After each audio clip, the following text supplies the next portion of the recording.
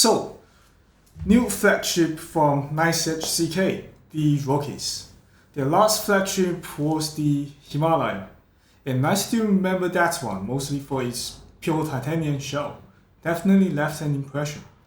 Now we have got the Rockies, and I gotta say, NiceHCK really seems to like naming their flagships after mountains. It makes me wonder when we are getting a mountain Fuji. And spec-wise, the Rocky is a Tribrid EST IEM, so you have got 1 DD, 2 BA and 2 ESTs, and priced under 500. It's pretty obvious this is aiming straight at high senior Mega5. But since there's a lot to talk about, I'll have to split in this video into two.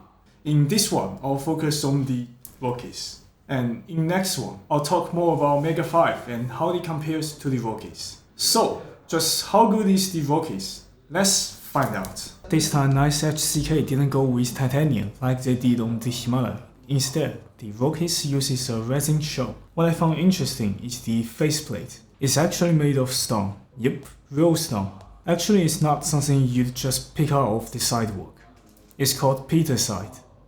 At the beginning, I thought it was mined just from the Rockies, like the name suggests.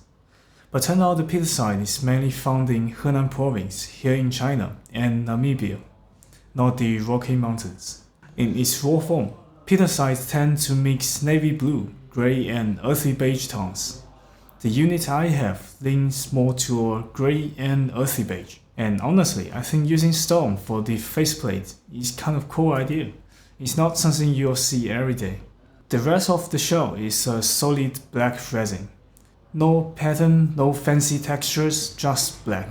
If you're curious about the sizing, I'll include my measurements for the shell and nozzle here. In my last video on the Pure, I briefly mentioned that my friend's lab was upgrading their measurement rig. And now I've got access to the BK5128. So from now on, all my measurements and recordings will be recorded by this setup. Back to the Rockies. Here's the story. When I first got the Rockies, I just plugged it in straight to my laptop to give you a quick listen, and I was shocked. It sounded wild, almost nothing but bass. It just booming like I walked into a nightclub. But then I switched over to my test source. Suddenly everything sounded normal. Clean, well-controlled bass like a complete different IEM. Then I measured the frequency response using both sources, laptop and my test sources. And sure enough, the curves were totally different. That's when I realized this has something to do with the electrostatic drivers inside the Rockies. If you're not familiar with ESTs, let me break it down real quick. EST stands for electrostatic driver, and the basic idea is this. You take an ultra-thin, electrically charged membrane, sandwich it between two metal plates, which are also called stators. Think of it like two plates playing an electromagnetic game of catch. When you apply audio signal to the EST driver, the membrane bouncing in between the stators. And that's how it turns into the music you hear. To make this work, you also need bias voltage. Take the example of 009 back here. It needs 580 volts, which means it needs a bias of 580 volts to create an electrostatic field that allows the membrane to move inside the stators. 580 volts seems pretty high, but in IEM like this, the drivers are mostly low voltage EST units, though they still require some level of power to function properly. So yeah, you'll see there are three different curves for the Rockies. At first I thought maybe my laptop didn't have enough power to drive the EST properly, but in fact that's not exactly the problem.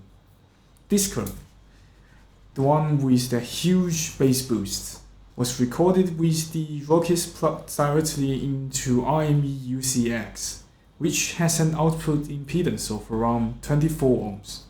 And this one, also showing a very big bass boost, came from the laptop, which has about 10 to 20 ohm output impedance. And this one, with a well-tamed bass, was recorded using the field KA13 output impedance under 1.8 ohm. And I also tested with the NK1 Max from NiceHCK. They didn't specify the exact output impedance, but it's slightly below 5 ohms. As you can see, the frequency response it produced is quite similar to KA13's. So as the output impedance of the source gear gets higher, the bass boosts become more exaggerated. My guess is that this has to do with Rockies' dynamic driver. I think it has a very low input impedance, making it extremely sensitive to the source output impedance. When the output impedance is too high, it disrupts the performance and boosts the bass way up. On the other hand, the EST drivers generally have a much higher input impedance, so they are less effective. But anyway, for this review, I'll be using the dongle-driven version because I think this is how the Rockies is supposed to sound. So, in my opinion, if you align Rockies curve and original JM1's curve with no bass boost, you'll notice that they line up quite closely. Here's also a Harman 2019 curve for your reference, aligning at 500 Hz.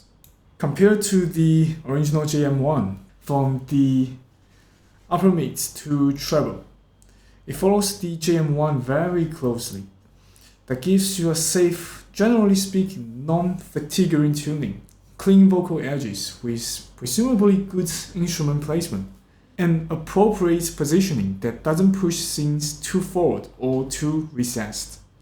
After 10,000 Hz, things diverge. Rockies ramp up more aggressively than the JM1, peaking around 14,000 Hz with a narrow peak. This results in noticeably more air, sparkle, and high extension. You'll hear extra texture in inner breathing, string plucks, things like that. Basically, all the details in treble will be more noticeable. And this is where the EST drivers shine. They don't handle the bass or mids like DD or BA. Instead, they operate in the far upper frequencies, typically 10,000 Hz and above. That's exactly where the most DDs and BAs start to struggle or roll off, and ESTs help filling the gap with smooth extended treble that feels effortless and airy. When I first plugged the Rockies into my laptop, the bass was like a wild horse, just charging straight at me, heavy and unstoppable. It was overwhelming, intense, but yeah, I kinda liked the ride because I'm a bass head.